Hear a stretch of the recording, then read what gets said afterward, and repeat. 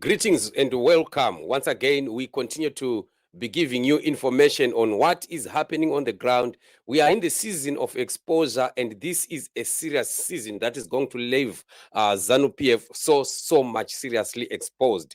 And the things that are coming out, you can wonder, where have these things been? But they've been there, and a time was awaiting, and this was the time awaited for, a time for the exposure of ZANU-PF. George Charamba'S abandoned son from a failed violent marriage is revealed.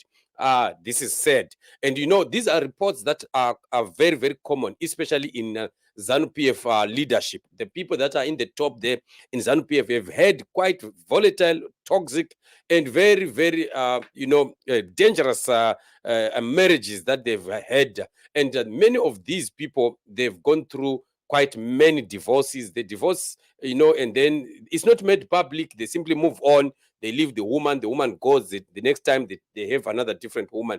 And we've seen this happening. Even Emerson Mnangagwa himself, it's not even known how many women he has had in his own life. And we were saying, because of that, ZANU-PF remain a very immoral lot. We can't have a leadership that is like that. George Charamba is very, very bad news about a failed marriage of his, where there is a son that is abandoned, a son that looks exactly like him, and it's very, very sad. And this on its own is just indicating that we definitely have lost morals in Zimbabwe because of the people that are at the top. The top people is always, we always say that when fish rots, it rots from the head, and this is exactly the situation that Zimbabwe is in. Just look at that boy. That boy is undisputably the son of George Charamba. And this report says Charamba, also known as Donzamsoro 007, is very cruel like Mnangagwa. Zvino kana achiona mwana wake ana amai waaigaro zvindikita kusvikira vatorwa nemarwadzo ekurohwa, anoti chii? Zimbabwe is a lot of people in position of power who's evil, who are evil. That is why we have an innocent mom and baby in prison. And this exactly is what we are looking at, the situation that is happening on the ground, a bad situation that we see happening in Zimbabwe. And George Charamba, I remember one day there was an argument that was there on Twitter, and he always wants to argue with people on Twitter. He was arguing with people on Twitter, and the issue was a thorny issue, and he was insulting people, telling people off, and things like that. And it went on and on and on until somebody said, you think we don't know that you were beating your wife and you beat your wife to death, and the issue was covered up by ZANU-PF. You should be in prison right now.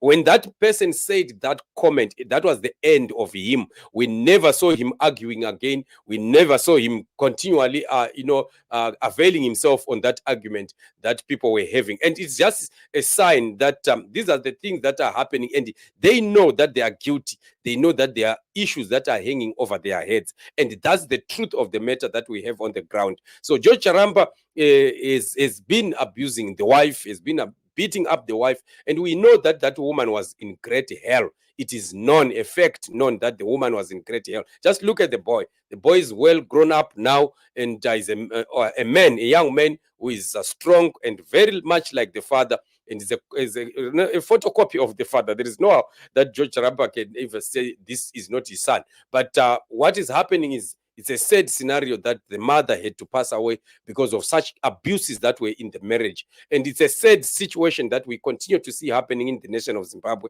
where we have leaders that are, criminals who are being protected by the power that they possess, or the power they have right now as they are sitting in the political offices. But this is not going to last forever. This definitely is going to come back and hound quite a lot of them. And this is the situation on the ground. So we will continue to be watching as we see the season of exposure unfolding. Many and many of these people being exposed for what they have done in the past. They think they'll get away with it, but they will definitely not get away with it. ZANU-PF leaders, they are a leadership that is clouded by very, very ugly stories that are surrounding their lives.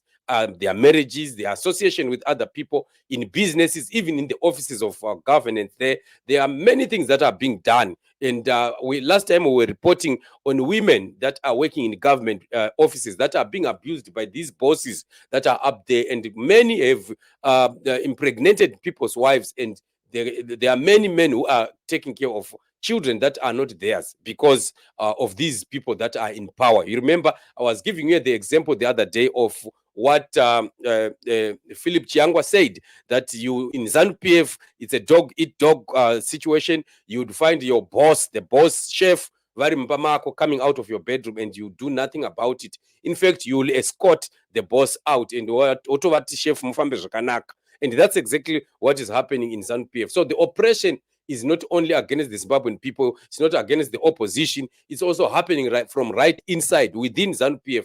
There are many people that are imprisoned by the presence and the power that ZANU-PF wields. That's why we are always saying that time that ZANU-PF is going to go down, we are going to hear a lot of exposures. We are going to see quite a lot of stories that will come out.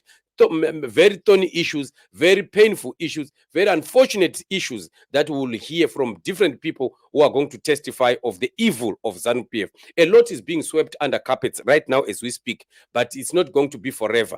There is definitely going to be a day that exposure is going to happen at its highest form, and that is going to be a time when nobody will be still able to hide things, and these people are going to be seriously exposed. And those days are not far from now. We are approaching the days as we are already seeing the crumbling, the implosion in ZANU-PF, and the collapse of a system that has held many Zimbabwean people at ransom. And this is what we are saying, family. We are saying it has not been well with the way that ZANU-PF has been handling things in our country, and quite a lot of skeletons in the cupboard. And these skeletons must be exposed, and justice must be served. And families that are right now have been treated unfairly, they have not been compensated. Some who have had their family members shot and killed, some who have had their family members abducted and disappeared, some who have had their family members or their homes destroyed, moved away without even compensation. We've seen that happening even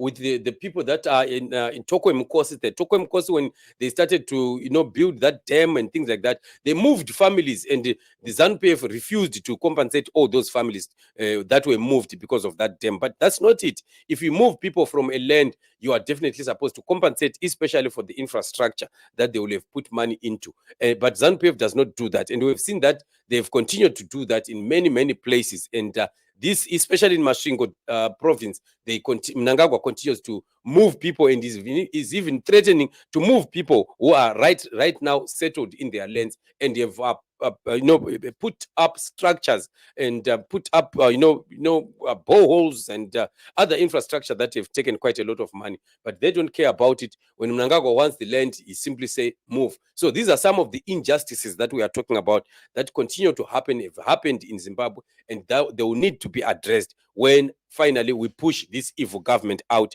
and we begin to have a working government, a government for the people, by the people, a government that cares for the Zimbabwean people. And that is a time that we are all fighting for, to have freedom to come in the nation of Zimbabwe, and the nation starts to work once again. So thank you so much, family, for joining me on this show. As always, I encourage us to subscribe, to like, and to share, so you become part of the family of this platform. You will continue to receive notifications each time that we go live or we are uploading videos. Otherwise, thank you so much. I really appreciate you for joining me on this show. Remain blessed till we meet again in the upcoming shows. You are blessed.